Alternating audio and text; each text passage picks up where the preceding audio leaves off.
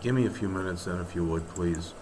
And I emailed all of you, and I sent you this. Better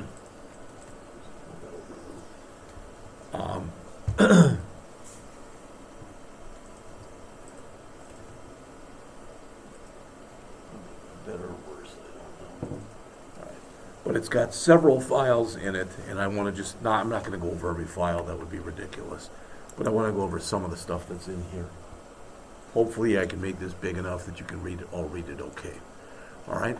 So kind of taking it from the top, this is what I want to talk to you about. And the first thing is I've got this Payroll 06. All right? And the thing for you to notice about this is an abstract class. So in other words, you cannot create an instance of this. All right? It is abstract. But every other class, I'm assuming that this is a company that has 4 different types of employees. They have hourly employees, they have piecework employees, they have salaried employees, and they have commission employees. Does that make sense? And all of them share first name, a last name, and a social security number. Could have added more, but I just left it at that. You'll notice that now if I go into the, where is it?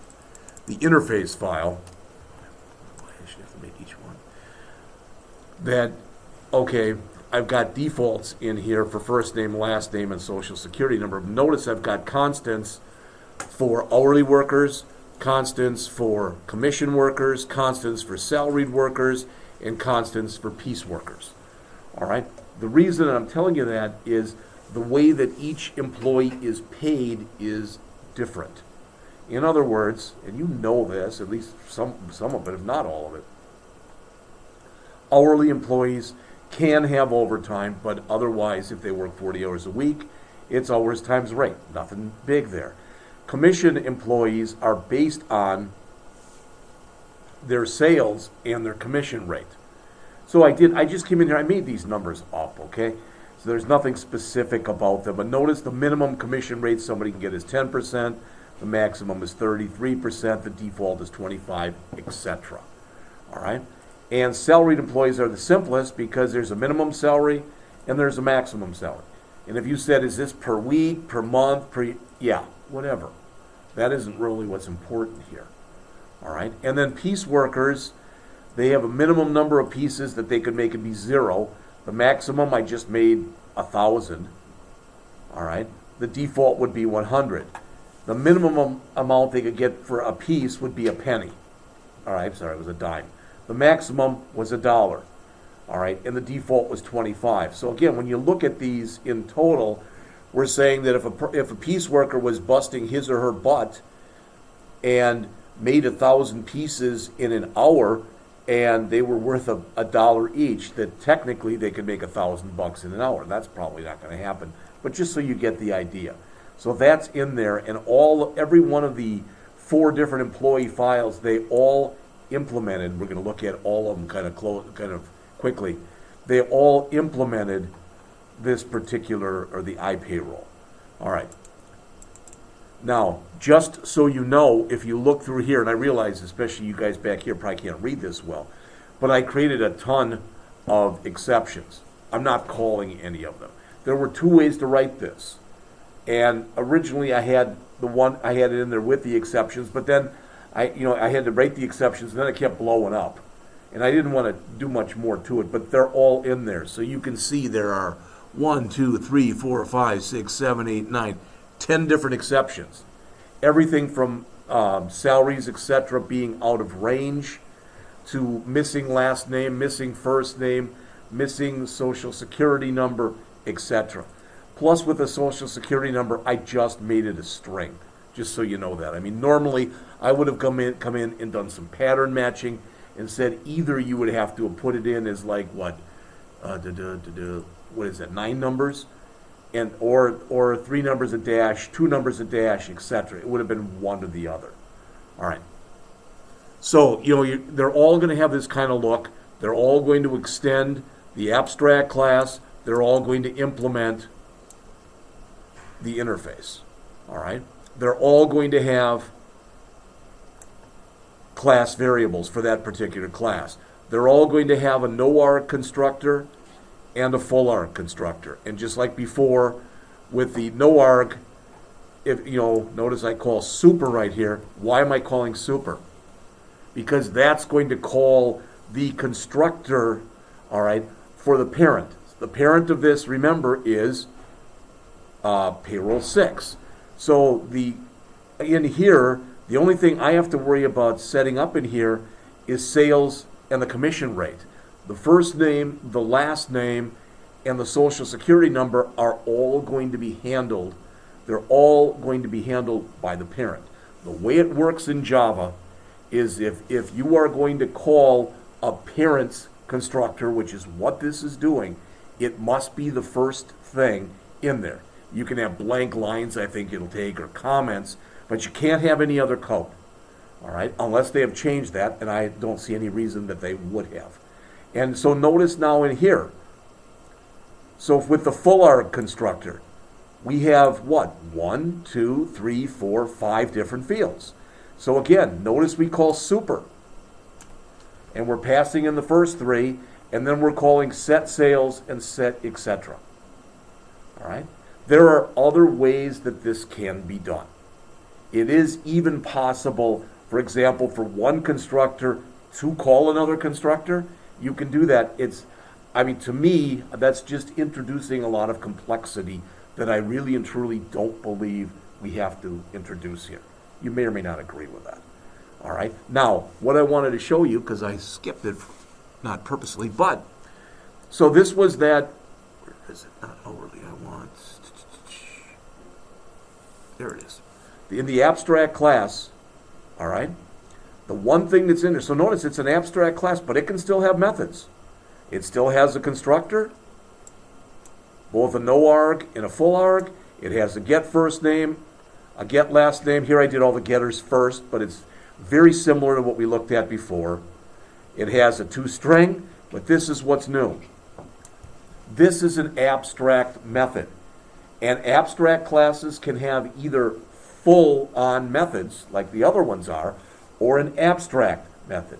The thing that's important about this abstract method, you've heard me use this term before, and you guys worked with it, not you two, but you three worked with it last semester, all right, is when you start talking about this stuff, it's basically this is an API that we're working with, an application program interface. And what we're saying is any class that inherits or extends this payroll class must implement an earnings method. So why did I do that? Because all 4 employee types have earnings, but they all do it differently. So all you do when you create an abstract method is you typically say public, abstract, what it's going to return, and the name. That's it. Paren. All right? And all that means is I have to have a public double earnings in each one of those 4 classes. So in the commission class, in the hourly class, in the pieceworker class, and in the salaried class. And you'll see that. So again, I had shown you the commission, and you'll notice when we go down towards the bottom, all right? Now, I didn't do this. I wrote it like this. All right? Like that. But I will tell you that quite often what happens is, not me, but what happens is the editor will just collapse everything together when it's just one line like that. All right? I don't particularly like that. Android Studio does the same thing, just so you know. But again, for commission, all it is get sales times get rate. All right? So that's commission. Let me just jump over to hourly, because that's the one we've actually been working with. All right? So not a lot of new stuff in there. All right? But notice with the earnings, that's where I moved this stuff down to. Notice public double earnings. I got rid of the other one, but with the other one with commission, it was public double earnings. All right? And you'll notice I did the best I could here to call the get methods in all this stuff. All right? And again, it goes back to a few of the things that I keep harping on. One of those being the fact that we want to make sure our objects always remain in a consistent state. All right, it's the first thing. All right, and secondly, we want to make sure that they get no stale data, so they have the most up-to-date data at all times. All right, so all of these exceptions are small. They're like the one we did in class yesterday, I think it was. All right, so they all look pretty much like this. Public class, the name of the exception, extends exception. Some of them, if they do need, if they're exceptions that are checking limits, then they're also going to implement that payroll thing. All right, but this one doesn't because it's just you didn't provide a first name. All right, there's a first name, one, and a last name, and there's a whole bunch of these in here, like I said. All right, so that's the hourly. And if we jump over and look at the Pieceworker, again, much more of the same. Extends and implements. These are the only two things so these two class variables right there are unique to a Pieceworker class. All right? And again, we've got no arg, and we're doing it the same way, and a full arg, doing it the same way as the other one that you saw. Now, you'll notice that in here, for the full arg, I didn't give it the same names. All right, so there's no this in there, but we could have. All right. All right. And again, very simple for the earnings. The number of pieces times the price per piece. Okay. So here's one of the exceptions, and notice again, it implements this. Why? Because we're using our two of our constants. All right. And like I said, there's not really anything new in here, so to speak. Here's the driver. So you'll notice when you start doing this now, normally, if I'm going to go test this, I'm going to have real data. Would you agree with that? I'm going to be grabbing it from a database or from a file. I'm not going to be putting this stuff in myself. All right. But I wanted to show you that, that it works. These are pretty much all valid cases, I believe. But I'm going to put in a couple things that are invalid on purpose. So for this Pieceworker right here, all right, let's run it first. Just run it the way it is. So I'm just going to do a file, save all, because I've changed a couple things in here. Or I may have, I don't know. And I'm going to run it. And I put all of it right here. Okay, so again, it's not, I didn't do anything with message dialogues or anything like that in here. All right, but you'll notice that if we get down to the bottom, Mary James, 50 pieces, 75 cents a piece, so it makes $37.50. All right, again, I guess I didn't even set up a pattern for that. I thought I did, but I guess I did. All right, but if I go back in here now, and just to prove to you or to show you, I'm going to go back into here, and I'm going to really up the number of pieces. So 50,000 pieces, and let's say for each piece you get 7. That doesn't make any sense. All right. But what should happen then is it should go back and reset them to the default values. All right. So before we, so I'll do a file, save all, and if I go to the Payroll here and I look, you'll notice for Pieceworkers that should change that so that their default pieces should be 100, their price per piece should be 25 cents. So it should automatically change those. So again, if I go back to my driver and run this now, save it, I think I have, but just in case, and we run this,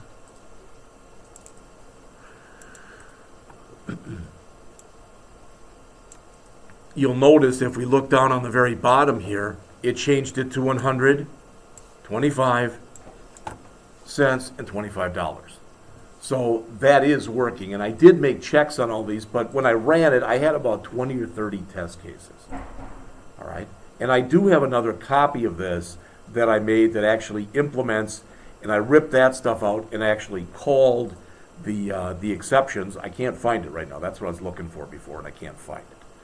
All right. So with that said, I've got another handout for you, and I'm going to bring this up. Is this it?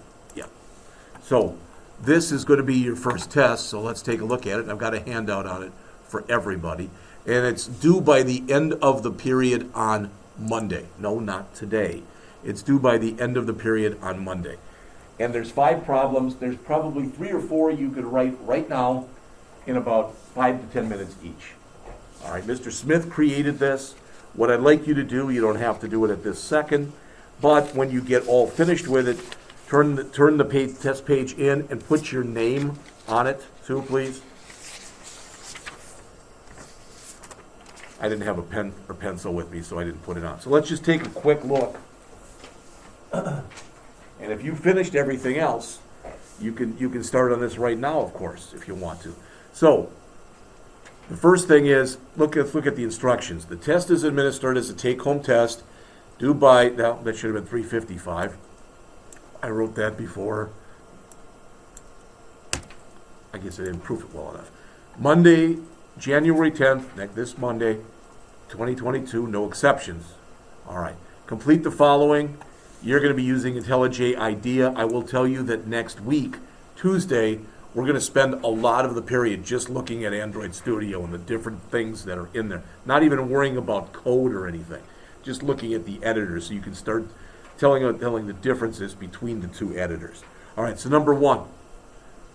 Write program problem1.java that asks the user for a distance in inches, converts them to centimeters, and then prints the converted value.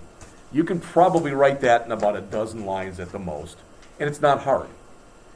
I want you to practice good programming principles on here. So for example, all right, there are 2.5 centimeters in an inch, right? According to this, so that would make a constant. I mean, you should be doing things like that. It may not say in here that you should use good programming practices, etc., but it's more or less assumed that you're going to do that. Does that make sense? All right. The second program computes the sum of the first 100 perfect squares and prints their sum. So 1 squared plus 2 squared plus 3 squared all the way to 100 squared, and then prints their sum. All right. Number 3 is an interesting one.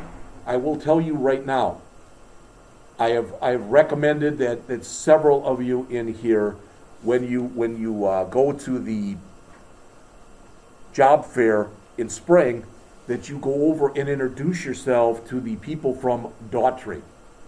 All right, Daughtry is I don't know exactly what you'd call them, but they're a company that is employed by other companies. And what they do is they typically take 50 to 100 people, usually it's about 100, new candidates, not from Rankin, I'm talking about 100 candidates, period, every few months, and then they start giving them tests and interviews and the like, and if you get through all that, at least this was the way it was 2 years ago, because I was talking to a rep from there. I didn't go to the job fair last year, it was all virtual, all right, and I didn't go in fall either, but they were guaranteeing people that you'd start at a minimum of 55 a year. Plus you'd have a guaranteed 6 months of employment. And I said, well, why only 6 months? After 6 months, you decide if you want to stay there. They decide if they want you to stay there. And they said, by and large, people who, after 6 months, were gone, they were gone because they didn't want to stay at that company. It's very rare that Daughtry will bring somebody in, put them at a company, and that the company doesn't want them to stay. They've had several success stories. Now, the reason I'm bringing that up is one of the people who got in, no, I shouldn't say got in, but one of the people who interviewed and they made them do a test there was Angie last year. Now, she thinks that she did really well on the programming part, and I said, how about the interview? She said, I stunk. She said, I froze on a lot of questions, and she said, I knew when I walked out of there I didn't have it. All right, the point is, this was one of the programs they asked her to do, this FizzBuzz thing. All right, this program has been around forever. So when you look at it, it says, prints out, asks the user for a number n, and prints out the numbers from 1 to n. Use 100 as an example, all right? I mean, when you're running it, you might want to make it 15 or whatever. So let's just say it's 5, all right? We'll just keep it simple. All right, for multiples of 3, print fizz. So 1, 2, fizz, yeah? For multiples of 5, print buzz. So you'd say 1, 2, fizz, 4, buzz. All right? Now, if something is a multiple of both 3 and 5, and the first one would be 15, right? So imagine we went to 15. So it would be 1, 2, fizz, 4, buzz. All right, 6, instead of 6, it would again say fizz. 7, 8, fizz. 9, buzz. 11, fizz. 13, 14, fizz, buzz. Is what I'm asking you to do here make sense? There are multiple ways of writing this. All right. What I will show you next week is how I did it, because I took the test after Mr. Smith wrote it. All right. And I'll show you mine. Now, I don't call mine a key. I didn't spend a boatload of time doing it. And some of you might come up with ways of solving these that are much easier. All right, maybe use less code, maybe your algorithm or whatever is better than what I did. I don't know. Then number 4, a recursive function is a function that calls itself. All right? Fibonacci, if you've never heard of that before, look at the pattern. 1 plus 1 equals 2, 1 plus 2 equals 3, 2 plus 3 equals 5, 3 plus 5 equals 8, etc. Does that make sense? The actual code that you need to do this, it's not exactly what that formula is there, but that's the mathematical formula. All right? But when you write this, you must use a recursive function.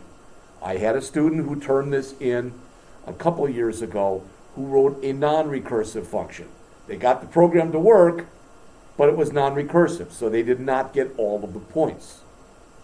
All right? Then finally, number 5, which is problem 5.java, compute the total cost of a customer's purchase. Ask them for a sequence of prices until they enter a negative price. When the user enters a negative price, print the subtotal. So let's just assume they put in 1, 2, 3, 4, and 5, which would give you 15. All right? The tax, so 15 times 8% would be $1.20. The total, which would be 15 plus $1.20 or $16.20, and then exit the program. Does all that make sense? Any questions on any of these? All right, so look. Submit your finished applications. It says under the folder. Yeah, that's not really that big a thing. Just set something up. But like I said, if you're going, I wouldn't mind you having an AWD1112 folder that you throw everything into. And then if you want, you can put a hot folder in there. All right?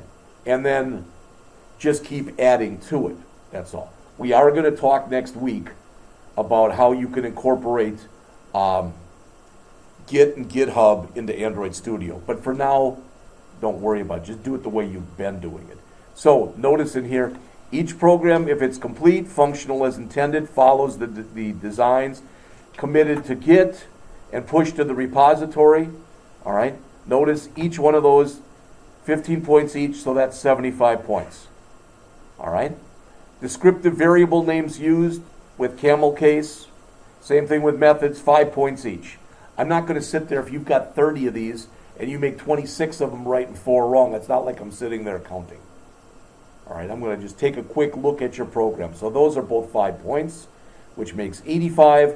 Appropriate inline comments added and used to explain how and why your program works. If you want to put a prologue at the top of each program, you've got the electronic copy. You can just copy that in and put it in there. All right, if you use good variable names, in my humble opinion, you really don't need to put comments explaining what each of your variable names is. But, and I've said this kind of thing before, kind of as a litmus test, if you have to ask whether or not you need a comment someplace, you should put a comment there. All right, I don't want comments like add 1 to the variable. That's a waste of both our time. All right, so putting in those comments, that's also 5 points. And then 10 points, programs elegantly handle edge cases and invalid user input. All right, what does that mean? That means that if I run your program and like this, the FizzBuzz one, and it says enter a number between 1 and n, and you use constants in there, let's just say you've got 1 for the minimum and 100 for the maximum, as an example. Well, I'm going to try it and I'm going to put in 0. I'm going to try it and I'm going to put in 101. It should handle both those. I'm going to try it and leave it blank. I'm going to try it and put in something non-numeric. Does all that make sense to everybody? All right. So probably, I would guess most of you are still working on that second problem. All right. So work on that. All right. Ideally, you'll get that done by the end of the period. If not, try to get that in on Monday also. But Monday will be lab for the entire period. Questions on anything? All right. I mean, that was short, a lot shorter than I thought it'd be, but it was still 25 minutes.